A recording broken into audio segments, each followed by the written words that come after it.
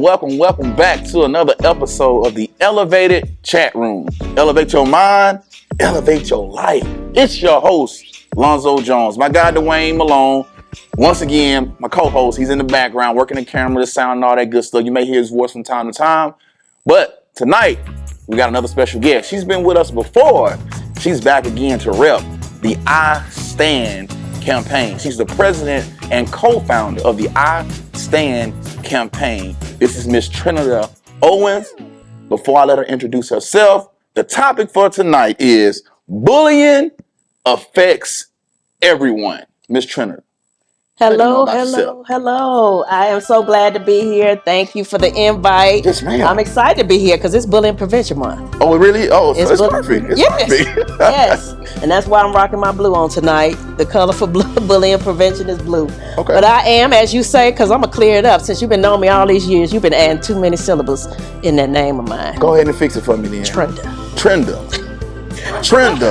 I did it right last episode. Yeah. I normally ask you before. Man, I thought I had it. Oh, now. I thought I had it. But I am so glad to be here. I am Trinda Owens, founder of the I Stand campaign, that which I love. I am also a social work educator at the University of North Alabama. Okay. Therapist that does contract work. Founded a couple of initiatives, which is the Bullying Affects Everybody, which we shorten it for BAE. Also founded HELP, which means helping everyone live on purpose. We deal with mental health, or with bringing awareness and education, and new foster mother. So that's me in a nutshell. Just a little bit, got a little bit going on. Though. That's a whole lot. I mean, it sounds like, see, that name that I called you, Trinda. Trinda. See, when I introduced you, that's because you told me how many jobs you had. And that name is kind of like Jamaican. You know, they say Jamaicans have a lot of jobs. A lot of jobs. Hey, fix it, bro. I love it. We're going to work it out. You know what? Ain't no shame. A supervisor of mine for 15 years called me Trinda. And I said, now, where is he getting all those letters from? Well, see, I normally pride myself on giving people names, right? I just knew I had it. Bro, so I just in my head and not my heart. And we can't do it. Come on, man, bro. I'm going to get it right the rest of the show. Okay. Miss Trinda. I may just call you by your last name. No, I'm just playing. I'm going to call you Miss Trinda. Thank you. All right, so you said a whole lot, though, just to be honest. How do you have time to really do all the things that you just told them that you do?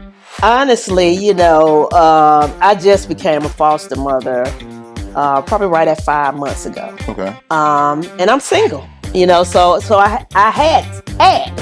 I had time to do all those things. And I've just always been a go-getter. I don't like to sit still or be still. Always trying to help create change. And so I just did it. When I'm passionate about something, I go all in. That's what's up. So I make time. I'm pretty great at time management. So I just make time to do it all. But now I'm slowing down, and taking on the mother role and trying to be present. Yes. Present for my child. So we often talk about how we can be outside of our home making such an impact, but then our own home, it doesn't feel the same impact because we're so busy thinking we're doing what God has called us to do. But the first calling is your home. That's it. So I applaud you though, because that takes some adjustment. Mm-hmm. You're talking about 5 months in. Yes. You still new at it. Yes, very new. But it comes with it. I mean, you'll adjust, and you'll be great at it just like you're doing everything else. And you'll be able to go out into the world, and the kids that you impact, they were like, man, you're awesome, you're great. Then when you go home, your kids will be able to say the same thing too. And that's when you really, put a smile on your face. Exactly. So, well, let me ask you this first question dealing with bullying. Bullying affects everyone is the topic. So how does bullying impact the whole school environment? Bullying doesn't just affect one person. Okay. It affects the culture and the climate of that school. Okay. It affects teachers. It affects other students. It affects administration. It affects parents. Just simply because if there's bullying in a school, it's creating a culture of fear, of intimidation, of anger, of hatred. of arrogance. And so that culture, basically it starts in a classroom, and it just seeps out. Yeah. So to me, that's how I look at it. Is it eventually affects everybody, and then it seeps out into the homes, into our community. So, and I don't think we understand like truly the effect, because a lot of times we just kind of sweep bullying up on the rug. Oh, it ain't that big of a deal. Oh, it's not that serious. But until it hits your home, then it's a totally different ballgame. Yes. When it hits home, now it's like, you know what? I gotta go to the school. Exactly. So exactly. So even in that, it says like, with it impacting the whole school, like who, like as an administrator, like how do they handle that? Like, is it like when it hits them, it doesn't stop with them? Do they do or where should it stop at? Let me ask that question. Where should it stop at? I mean, because it affects everybody from, and I'll say those who are empowered, your teachers, because they have the empowerment of the classroom. And then you go from your vice principals, who kind of handle your disciplinary issues, and then your principals. But right in there, the principal, because the principal holds the power per se of that school, things can start with them. And it's about that principal creating a culture. I mean, if the principal says, and it starts, BAY is a twofold acronym. Let me go to this. BAY is a twofold acronym. Bullying affects everybody. Okay. And because of that, be kind, act respectful, and express compassion. It's a framework. We focus only on 3 values. Come on. From where a little child can get it to a high school schooler can get it, and even a young adult in college, because they deal with harassment. True. And so from that standpoint, it's a framework of basically a prevention method or initiative that can create this culture. So the principal can say, okay, what can we do that will create a culture of kindness? What can we do that will create a culture of compassion and respect? And it could be, children love rewards, incentives. What can we do to incentivize our kids, flowing or acting out these values? And it could, or contests. You could simply do a coloring contest and, hey, let's color something about, and I'm coming from a framework of elementary small kids. But you could do the same thing with, middle school, junior high, high school. But it really starts with the principals, counselors, social workers of that school, if they have them, sitting down saying, okay, we have a problem. Or it may not be a problem, because I believe in prevention, or being proactive is what I want to say. Don't wait till a problem happens and we want to do something. Right. Let's create, at the start of a year, we have an opportunity to create a culture of kindness, respect, and compassion. I don't know if I want to just blow up any schools around here, but I've seen an elementary school that has created a framework of character, looking at character, and how young people present themselves. And actually, they've gotten an award in the state of Alabama for just encouraging students, to character is what, you do when people aren't watching you. And so they're getting caught doing certain things, acts of kindness, when nobody is watching. So now they have created this culture at this elementary school. And it's the simple things we can do. And so if it comes from the head, or if you get your administrative team together, then that culture can be created. So we try to make things harder than what it is. Let me say that. And I agree with you. Culture is everything. Everything. Whether it's a good culture or bad. Exactly. Because you got, as they always say, in the world, you can counsel culture counsel you, all this kind of stuff. It's like, it's powerful because you pick or you decide what culture you want to follow, what culture you want to be a part of. As we pick our friends and our circles, we make sure we're picking it based off things that align with our morals and our values and things like that. So if you are a leader, if you are a principal, and you're spot on, that is so deep, but at the same time, it's not. It's like it was like you went there, but it's like, It's simple. But who actually is going to implement it? Take the time, the energy, the effort to actually create that culture. And then if I'm the head, the body has to follow. Exactly. You know, exactly. so it's almost to say like, well, if you want to see how well your school is doing, look at your principal. Yes. And that's how it should be though. Because he is, like you say, he is the top. All right. You said something. I gotta say this. You said something about time. Who's going to take that time? And sometimes people are like, how much time is this going to take? How much money is it going to take? You know. But I'd rather put the time in to create a culture of kindness, respect, and compassion than taking the time to discipline this student, taking the time to go through the paperwork. Now we got to go through the board, you know, and this student is going to maybe be expelled, maybe be suspended, get ISS, go to the alternative school, go to SPAN, you know, all these things. That's time. That is. So I'd rather take shorter time that's going to lead to an advancement, a progression of positivity than, you know, putting all this time in to discipline somebody. Yeah, that's good. I like that angle. But like I said, when it's all said and done, it goes back to like, what do you believe? Because every principal is not the same. They're not going to have the same beliefs. Yes. They're not going to have the same experiences. So you may have one, like you said, one elementary school that's like top of the world. They just killing the game in awards. You got another school over here that bullying just running rapid. You know, simply because of the standard, the culture, and what that principal believes in, what he thinks is important. Yeah. Before we go on to this, the next question that's on this list, what exactly is bullying? Bullying, I'm gonna put it in a simple term. Okay. Because what I realized just the other day talking to some smaller kids, and I asked, have they been bullied before? And all of them began to say yes. And I said, well, tell me what that looked like. And when I heard what they felt like was bullying, really was not bullying. Okay. So bullying is being mean more than one or two times. Okay.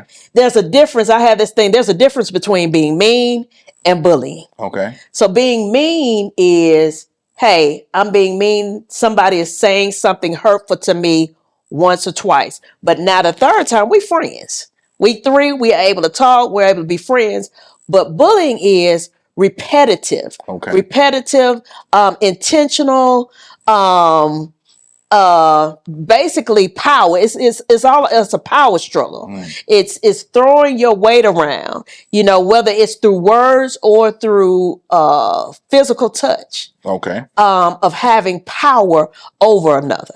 Okay. And that's what it's all about, trying to have power over it. Well, again, with words, I want to send words to you that's going to break you down, that's going to hurt you. Or I'm going to hit you enough that's going to break you. Or I'm going to embarrass you enough. Because let's say, I want to hit on something, and I don't know where I am with this, but high school bullying. Now, because we were talking about bullying, one of the things I try to keep up with the research, like where are we at? Yeah. What's really happening? You know, when we're talking about physical bullying in high school, they're not dealing with physical bullying anymore. It's cyberbullying. It's digital bullying. Wow. It's your platforms of, you know, most high school kids now have friend groups. Okay. So it's the isolation. You know, you can't be in this friend group. Oh, you're not included. Not included. Yeah. Or let's say this, where the bullying, where that comes from is, we're going to include you, but it's all a game. Because when we get you there, we're going to tear you down. Yeah. We're going to embarrass you. We're acting like we're your friend, that you belong. But wait till you get there. Or what you have is people pretending, even from, you know, accepting, you know, sending you a friend request, whether it's on Instagram or Snapchat. But they're pretending to be somebody else to get you in and hurt you. So that's what our high school students are dealing with, the hitting, you know, bullying, but they're definitely dealing with the cyber and digital bullying. Do you recommend kids even having social media? At like what age would you recommend, or what level of maturity would you have to see for someone to have social media? That's where parents come in. You know, the age is, I think, 12. Okay. I don't believe in the age thing. You know your child. Right. Yes. It's just like I say this about driving.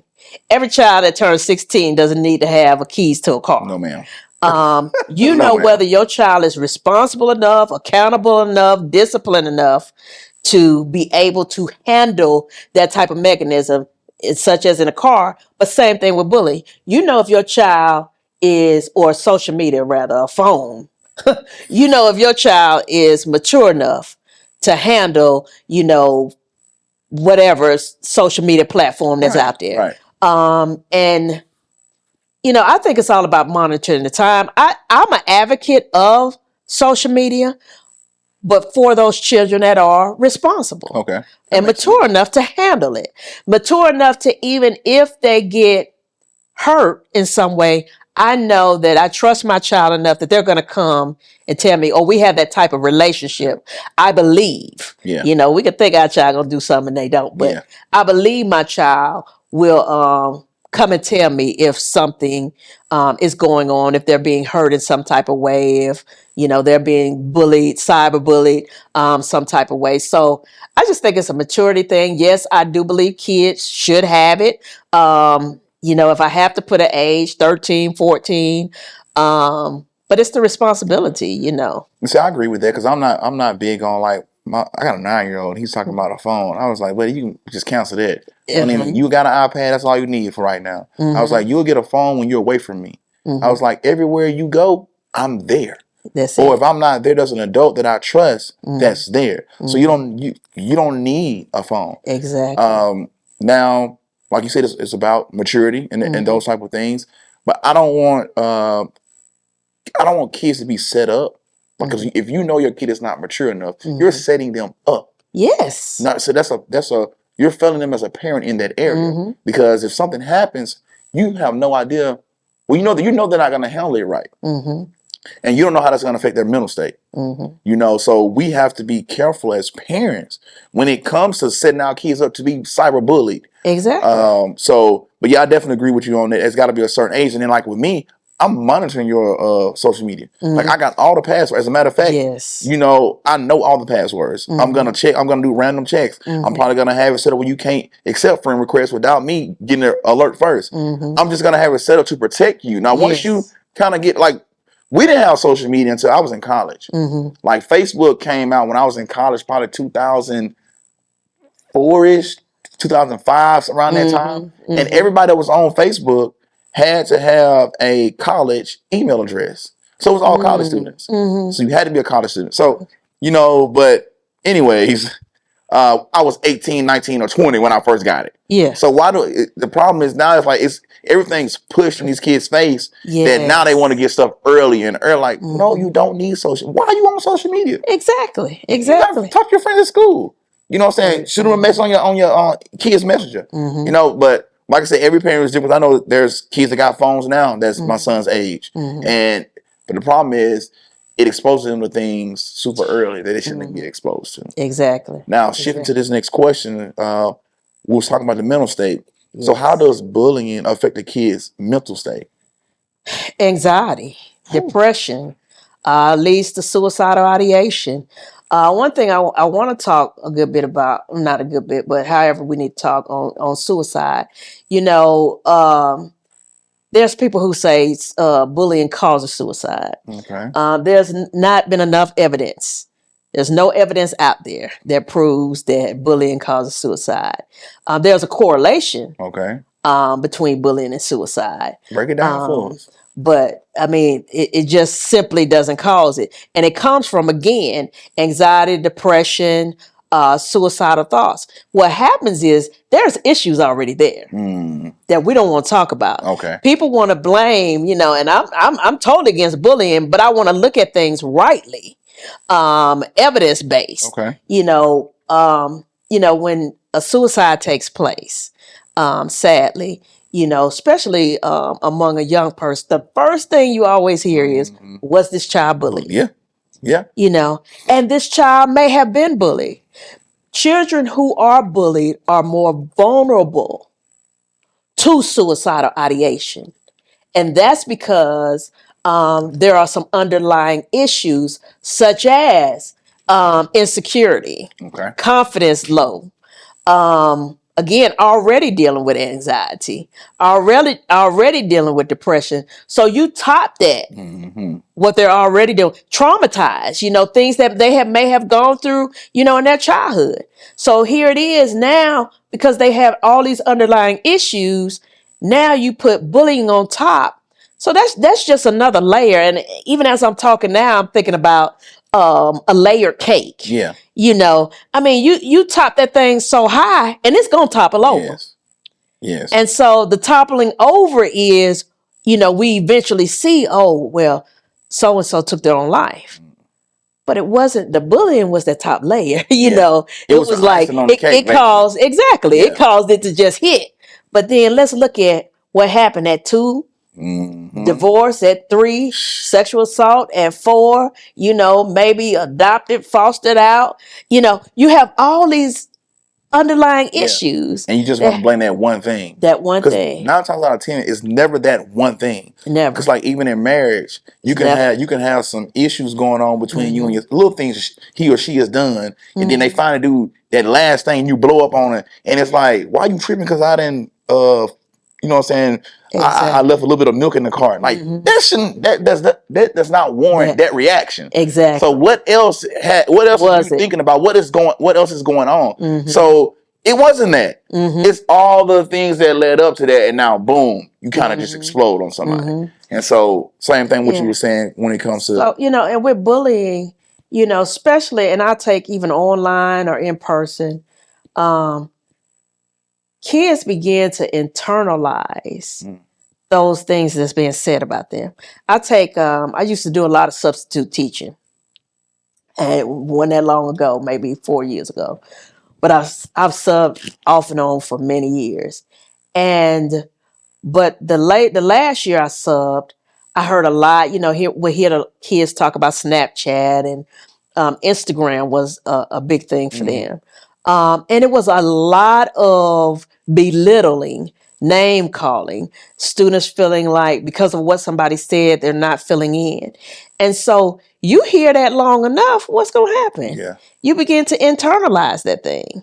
And so that's why it takes at some point, if a young person, goes into a deep depression or is having some form of suicidal ideation, we need to get that child some help. Because again, they have internalized, and what they need is some sort of intervention. One of my favorite interventions, especially when I'm dealing with low self-esteem, confidence issues, is affirmations. okay. Because what has happened, the things that they hear, they're internalizing, and then they begin to see themselves as that. Right. I'm ugly. I'm fat. Don't nobody want me. Don't nobody like me. I don't have the right this. I don't have the right that.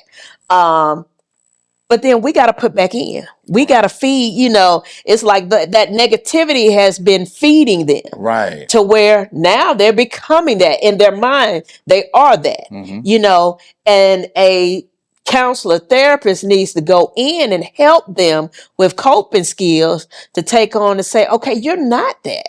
And to give a young person, that's just one form of intervention, right. But a young person affirmations to build up, their self-esteem, because it's been torn down so low. But it takes work. Even with that, it takes work. It does. Because every day they going to school and every day they hearing it. And so until they get to the place where they can, because you only can teach them that skill. They have to do it. They got to do the work, just like homework.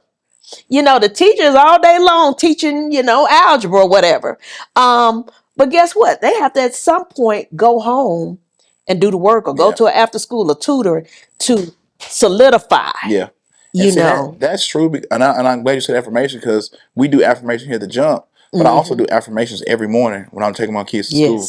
Like my oldest boy, he will say it's about 13 affirmations that he says, and I'll repeat after him, and then my youngest boy, he repeats after me. But we do them every morning. So there was a time where he came home from school and he was like, well, so-and-so said this about me.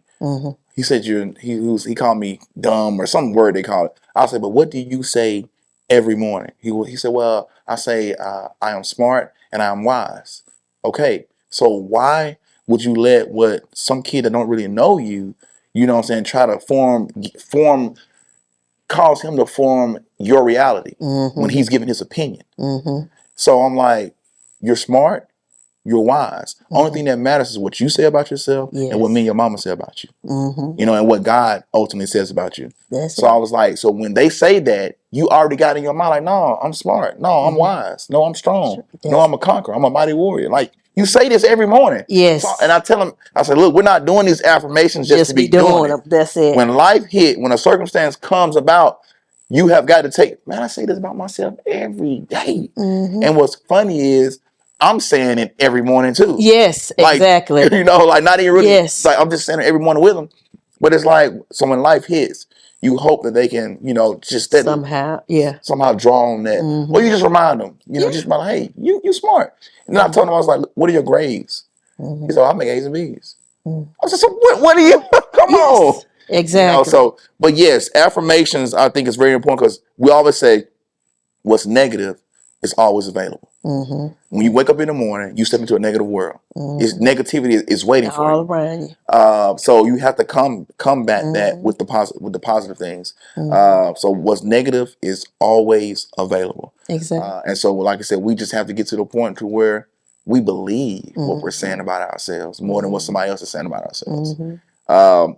And that's where, again, you know, I talk about your support system, you know, whether it's, you know, that's why I love the jump, whether it's, you know, if you have parents affirming their children, teachers affirming them, even though here's this person who bullied, you know, speaking in their ear, and then, you know, on the outside of parents, because, you know, kids always feel like, well, you my mama, you my daddy, you gonna say I'm beautiful, you gonna say I'm smart. You will hope so. I want, you hope so. But I want, you know, they looking for it from someone else. Yeah, they are. You know, and so even if they can come to places like this, or Girl Scout, Boy Scout, whatever they do, football, you know, and hear, you know, some way be blessed to come hear those same things being spoken. That's why, you know, I'm just a firm believer of the village. Yes. And just the right group of people around you so that, you know, your kids are, even when they're away from you, they're hearing the same things that you laid down, the same values that you put in place, they're hearing it. Yeah. When my oldest boy first joined this travel baseball team, we had a parent meeting, and the first thing they said, they was like, we're looking for good parents.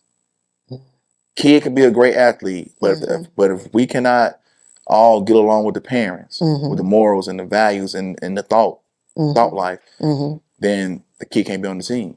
So they because we spend a lot of time together. These kids become great friends. They spend night, they come family. They spend the night. They coming over to the house, all this kind of stuff. So you got to make sure, like, look, like I don't want to send my son over to your house when I know you allow your son to be disrespectful. Just little small things. Yes. Because if you allow your son to be disrespectful and they're hanging together, he gonna try that stuff one day, and then he gonna figure out that, hey, I don't live with him. Exactly. Ain't the same rules. But yes, having a village that thinks the way that you think, having a village that has the authority to not necessarily, you know, discipline your kid, but to make sure that they're staying in the right alignment that they came in with. That's it. Is crucial. Now, so I know when bullying takes place, you have people that be watching. So how does bullying affect the bystanders? Bullying affects the bystanders because it brings about, it puts fear in bystanders. Because, you know, a lot of bystanders are like, I'm not trying to be the next one. That's true. I'm not trying to be on the hit list. But at the same time, they're seeing it and they're internalizing that person that is being bullied. They're internalizing their fear. They understand. It's just like this. If I walk by you, when I meet you, if I walk by and I see you with your head down, you know, immediately I know that, okay, something is wrong. He's depressed. He got a lot on his mind. Something is weighing on him. And that's going to bother me. And it should bother any decent human being. Right. You know. Right. So my thing is, when your bystanders, when they go by, whether it's, you know, online, in person, you know, when your normal child, when they see that, they're going to have some sort, you're going to react from the inside 1st. Something is going to trigger you to say, okay, should I step in? Should I say something? Or let me just keep it moving. And so, what I talk about is, don't put yourself in harm's way as a bystander. If you feel like, hey, that I'm going to get hurt, but at least, have enough compassion. This is where compassion comes in. Have enough compassion that, okay, I can't do anything, but I'm going to go and get the principal, or I'm going to go and tell the teacher, or I'm going to, at least when I see you, encourage you. Yeah. I've seen kids, that didn't want to get involved, but they took that person to the counselor, or they took that person to the teacher, to get help. So, as bystanders, I really want to encourage young people again, or children. I'm gonna stick with my be kind, act respectful, express compassion. Yeah. I believe if we teach our children kindness, respect, and compassion, and even as bystanders, there's things you can do, to say in a kind way. Yeah. Instead of just bumping up like, hey, you don't mess with my friend, you don't do this or that. In a kind way, discourage that person from doing what they're doing. In a respectful way. Because if you come at them harshly, like they're coming at, then you're exploding, causing that problem to explode. Yes. And then just having a heart of compassion. Sometimes just being able to go up and hey, try to pull that person away and show that person you care about what they're going through, whether you know them or not. Yeah. And vice versa, even online. Speak up. And instead of joining in on the negativity on the game that's being played on this person, just say, hey, I'm not going to be involved. Right. And that's the stand-up act. And that's kind of where I stand comes from, taking a stand for what's right. Okay. If I know that, hey, we didn't trick this person to get in this friend group because we about to tear them apart, because they was dating this, or it was liking this little boy, liking this little girl, and we mad about it, so we gon', get on them. It's somebody in that group was raised right. Yes. 1 out of 5, somebody was there. And if that one person would simply take a stand for what's right. And see, we talk about that as leaders, like as like the kids that are in school. There's some kids already that are popular that are the starting the football team already. That they know they're athletic, they're smart, or they're gifted, they're funny, or they are just a leader in the school for whatever reason. It's like if you see it going on and you say something and you stop it, then it's likely not to continue. But if you sit back and co-sign it, then that's giving them the green light. So as a leader, you have to be the change agent. Yes. And like you said, you ain't got to be disrespectful. You ain't got to be confrontational. You easily say something like, bro, that ain't cool. I mean, that's simple. Right. That's simple, yes. So, bro, that's not what we do. Or that's not cool. Or, man, or you could blame it on the parent. My dad would kill me if he knew I was taking part of this. I ain't got nothing to do with this. You know what I'm saying? Or, if you're cool with the parent, if you're cool with the kid, and the parent because y'all have played sports together, you've been around. I'm like, look, bro, daggone well your daddy would not like you doing this. Your mom would kill you. She knew you was doing this. We got to stop this. Things like that. Yes. But like I said, you got to teach. Like with my sons, we talk about bullying. We talk about how you treat people at school. You know what I'm saying? That's just one of the things that we pray about at night. We treat people the way you want to be treated. Like when you go to school, we don't do no bullying. If you see bullying taking place, now you ain't got to go in there and try to stop it yourself at this age. Go let the teacher know. Exactly. Go tell an adult. Things like that. Because I don't want you getting in no fights right now. Because at your age, it just ain't good. So, but yeah, man, you killing tonight. Just so you know, like I can tell, and we can tell that you're bullying. That you know what you're talking about. You said something though, and the other thing I stress is, and I love when I talk to kids in a group and ask this question: how many of your parents have told you if somebody hit you to hit them back? every hand go up. Oh yeah, 5 months. You know, and so, you know, but one of the things I do is because I'm looking at the procedures, the consequences that's going to come behind that. That's a good thing. You know, I was taught that, you know, I don't want my child hurt. Right. But I always try to put out, look, if that's what your parent told you, you know, follow, do with your parent, but I need you to understand the consequences. Yeah. In this day and time, in the state of Alabama, we have a zero tolerance policy. So I need you, and when I'm talking to parents, I need y'all to understand if y'all telling your kids this is what's going to happen. And with a zero tolerance policy, no matter who started it, both of them going to get suspended. You know, and so I think we're missing that because, and I see so many kids caught up in this cycle of, especially the luring and all this video. And I don't care how much we tell kids not to take phones to school or can't have them in the classroom, they taking them. I've seen kids lured in the bathroom, and to where a fight ensues, and you have the kid videotaping it, and this kid is being bullied, been picked on, and that kid, because that was the day he decided he's not going to take it anymore, just trying to defend himself, you know, both of them get suspended. And it's happening all over even in the Quad City area. So, you know, so you put the kid that's being bullied at a disadvantage. Yes. So he's just supposed to take bullying. He's just supposed to take getting hit on, kids punching on. He's just supposed to just take it and just not defend himself. Like what sense does that make? This is why we have to come. The village must come together, because that's a policy issue, and you can't change policy overnight. It's a policy issue that has to be fought, and I'm big on, you know, and it takes years. But you have to study the policy and understand. So yes, if your kid is defending himself, they decide to hit back, there's going to be consequences. Yeah. Now it depends on the school, what it may be, but there's going to be consequences. And no matter what your name is, you know, now, you know, it may be some exceptions to the rule, you know. But no matter who you are and what you say, your child is going to be, you know, suspended or ISS or something. So having said that though, that's why I'm going to keep on harping. And it goes to something you were saying.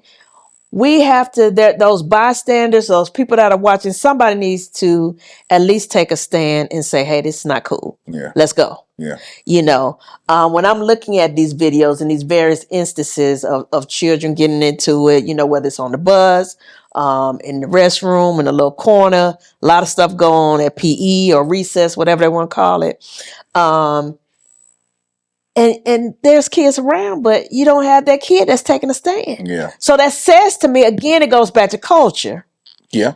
The culture has not been created, but then values have not even been established at home. Yeah. And I know kids, you know, once they get out, you know, they're going to do what they want. But if you just get that one, that'll take a stand. Yeah.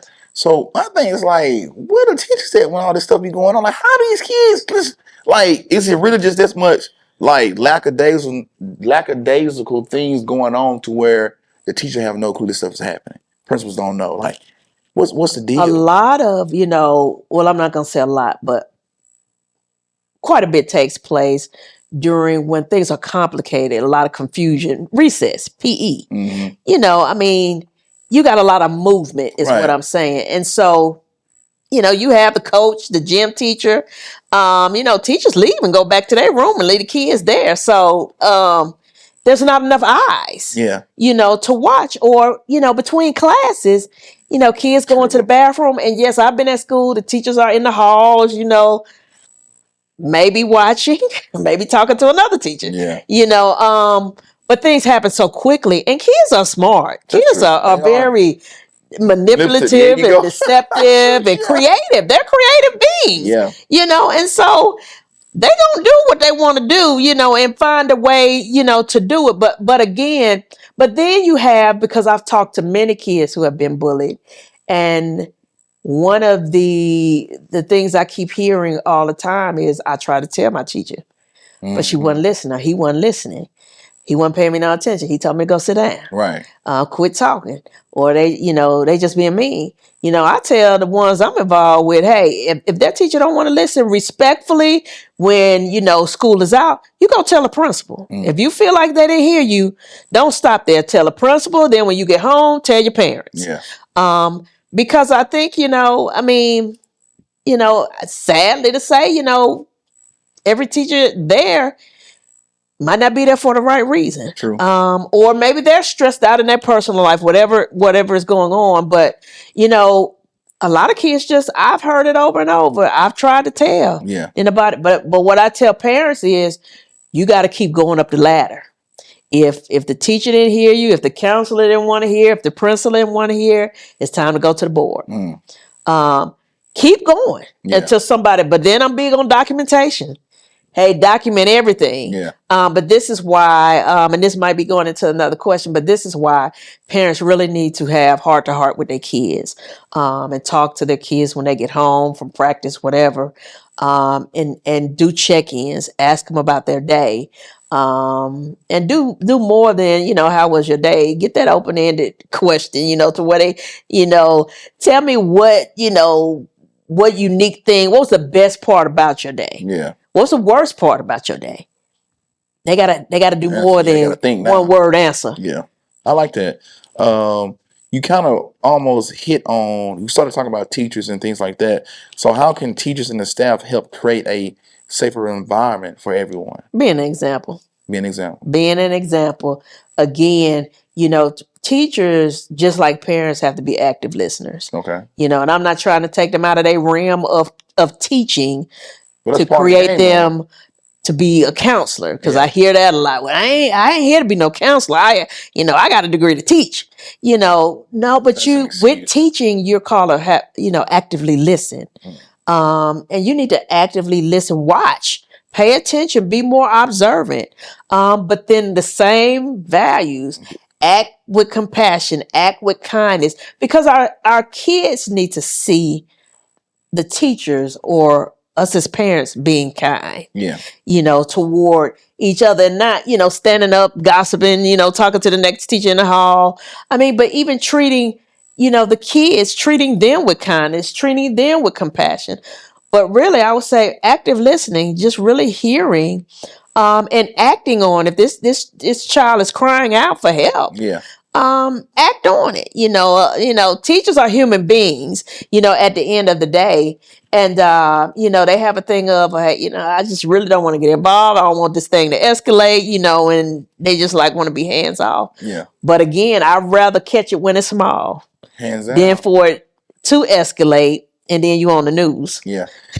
And like you said, it's going to vary from teacher to teacher based off their life, their experiences.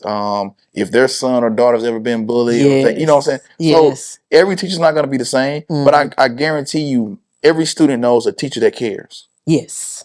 Every student knows there's one or two teachers or a coach or somebody that really cares about them. And so go to that person, let them know what's going on, and then see what happens.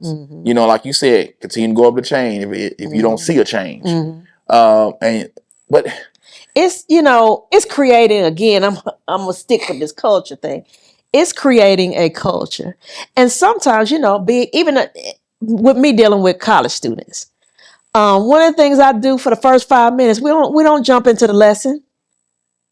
We sit there and talk about, okay, if I seen them 2 days ago, hey, you great? How things going? Yeah.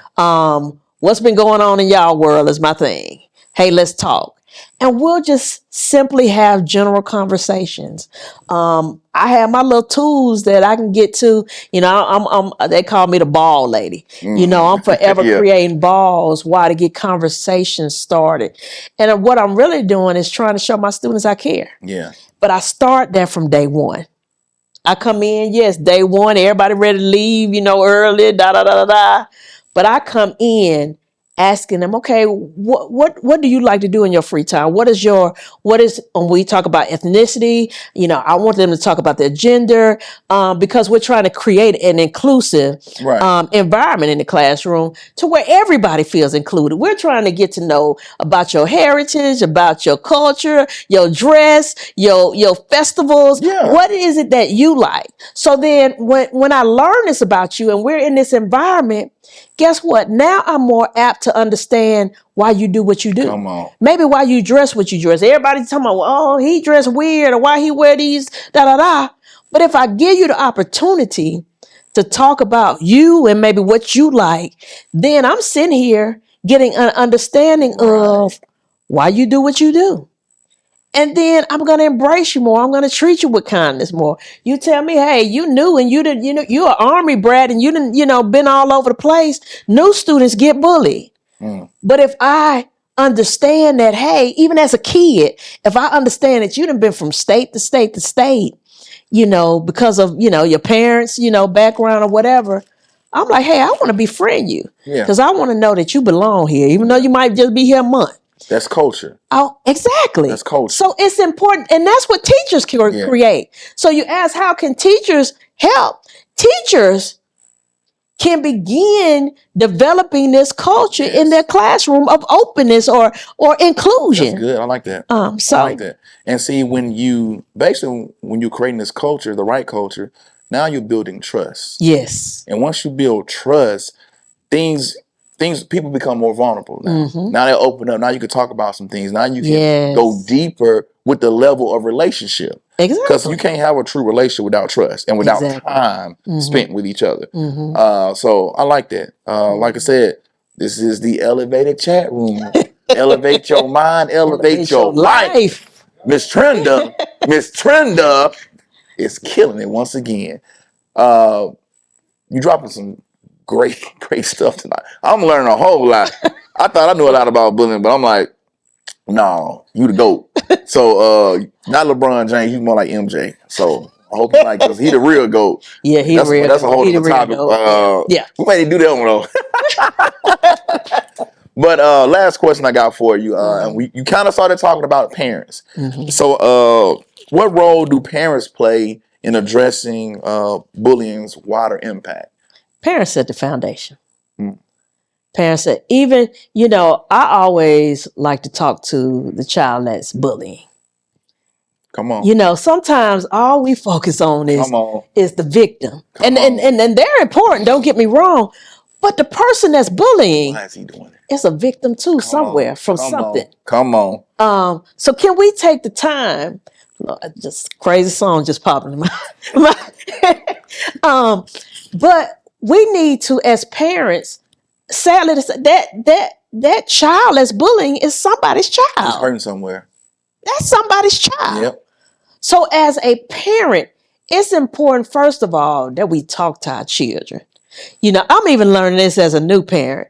I came in saying, okay, even though I do therapy, I don't want to be this child therapist.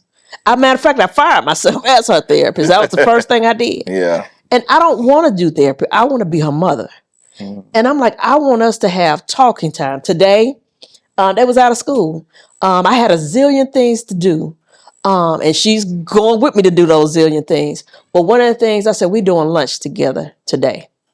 And that was our time to talk about whatever we needed to talk about. Yeah. And there's not a day go by. I love what you said about your sons. We get up. I created a affirmation for them. Either we say it before we leave out the house, or we run it behind. We got it in the car. Yeah. I have mine pulled up. She have it on a sheet, and we're saying it because I want to get it in her head. I want her to know who she is and how powerful she is. Come on. So that my voice and the voice in her own head, will outweigh those negative voices that's speaking. That's what I'm trying to do as a parent. Right. So as a parent, we're laying the foundation. We lay the foundation of our values, they need to see us being compassionate. They need to see us being kind. Yeah. They need to see us as parents being respectful. Those who are married, wife being respectful to the husband being respectful to the wife, and then parents being respectful to their children. Yeah. Children, I have to catch myself. I have to apologize. Oh, yes. As a parent, I'm learning. Oh, yeah. Because I don't get it right. I don't get it right. Probably every day I'm messing up somewhere. Yeah. But I have to be, as a parent, you're asking what can we do? As a parent, I need to get off my ego or whatever and be able to go to my child and apologize. Have those sit down conversations, as I said earlier, about, trying to dive into their world, asking about their day, asking, what has taken place that day, who their friends are. Who are you hanging with today? Who are you talking with today? Right. But just really living it. It goes back to the same thing I said about teachers, being that example of how we should treat people. I see kids when I go in schools doing therapy. I'm passing kids in the hall, and there's one school I go to, and I put them on blast. Brooks Elementary. I go to that school, and these kids don't know me from Adam. I think they get used to seeing me.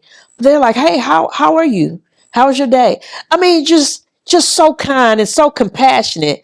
And I'm like, whoa, because it's a breath of fresh air. Yeah, yeah.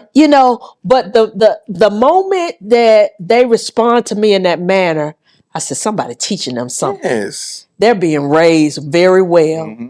And so again, though, it goes to that foundation being laid as parents. And again, it's really hearing your child. And when your child is saying something is off, following up. I went to my first parent-teacher conference today, and I was sitting on ready. Yeah. Because, my thing is, I don't want you to just tell me da da da da da. I have questions. Right. I want to know. Right. And so it's showing up for our child. Yes. And even in their being wrong, let's get to the bottom. Us not even leaving our children high and dry. And I'll say this for those parents who are dealing with children who are bullying others.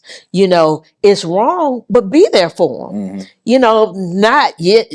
Well, I can't say how to discipline your child, but it ain't all about the belt. Come on. It's about, again, having that conversation and trying to get to the why or the root cause of what's causing them to act the way they are, because something is bringing it out. So it's just really being present, actively listen, talking to your child, spending time with your child, and laying down those values. What you have said, it reminds me of the love languages for kids. Yes. See, it goes back to that. It's like a kid doesn't feel that love. He's missing that connection. There's something missing from someone that he or she desires it from. Mm-hmm. And I always tell the story of how this dad works all the time. He works, he provides, but he's not at the house. He's not able to be involved. He's not as present as he should be. Mm-hmm. So instead of him being present, he buys presents. Mm-hmm. And so he comes home one day and he gives his kids these 2 or 3 video games that he wanted, and he puts them on his desk, and the kid is happy. And then when the dad walks out, he knocks the video games on the floor. And he's in there crying. His daddy runs back in there and says, "Are you crazy, boy? There's a lot of money on that." And the son looks at him and is like, "No, Dad. Instead of you buying them, I wish you would play them with me." Mm-hmm. And so it's like we don't understand sometimes that, as a father, as a mother, they don't always want things. That's it. They want time. They want your presence. Come on. It could be just as simple as, like, my sons with my wife, they like to sit on the couch 10 minutes before bedtime and just snuggle up with her. Mm. Like that's their thing. Mm-hmm. With their mom, they like to do that. Mm-hmm. That lets them feel love. That lets them feel like mama sees me, and things like that. And so we have to be intentional as parents. Yes, that's it right there. You have to be, because it doesn't just happen on its own. No, you have to be very intentional when it comes to loving your kids, and letting your kids know that that your love for them is not based off what they do or what they don't do. Mm-hmm. It's not based off performance. Mm-hmm. It's based off the simple fact that you're my child. That's it. Whether you end up being the greatest thing or one of the worst things, You are my child, and I love you because of the fact that you are mine. Mm-hmm. It ain't got nothing to do with how good you are in sports. If you strike out every time today, I'm still gonna love you. Mm-hmm. If you hit 3 home runs, I'm still gonna love you. Yes. My love don't change. Now I may get disappointed in some things that you do, but I'm still gonna love you through it. That's it. And that love may not look the way you wanted to look, but I'm loving you through it. Yes. So like I said, as parents, and like I said, you spot on. Like the stuff that you have said tonight have been so refreshing. It's been eye opening, and it's been what a lot of parents need to hear. So if y'all are looking for someone to speak with, to talk to sit down with, or to come to your school, your organization, Miss Trinda Owens is the one. Definitely come. You just heard her tonight. The bullying, she is passionate about it. And you, like I said, like you could tell it's a calling. I heard this guy talk about a calling. People always say, "Well, I was called to do this, called to do that." But when you're in the kingdom of God, he said a calling. If you really pay attention to it, the first thing God calls you to do, He actually calls you to Him, because you can't go out and serve and do things unless you get close to God and really let Him work on you. Because if you go out there just thinking about the platform, the people I can reach, putting butts in the seat, you're doing it in vanity. You're doing it for the wrong reason, the wrong motives. But when God truly calls you, He calls you to Him first. Come on. He calls you to become a different person. He calls you to become a new creature. Now when you go out, it's not about you. It's about God. It's about serving. There you go. Serving. So I don't even know why I said that, but it just came up. But we talked about the love languages. We talked about being involved as parents. We talked about it not being based on performance. That was everything I had left on that last question. So you got anything else you want to say to the people before we close out? Man, I just want to, just a call of action. We're talking about one of the things I just kept, the word is culture. I keep hearing culture.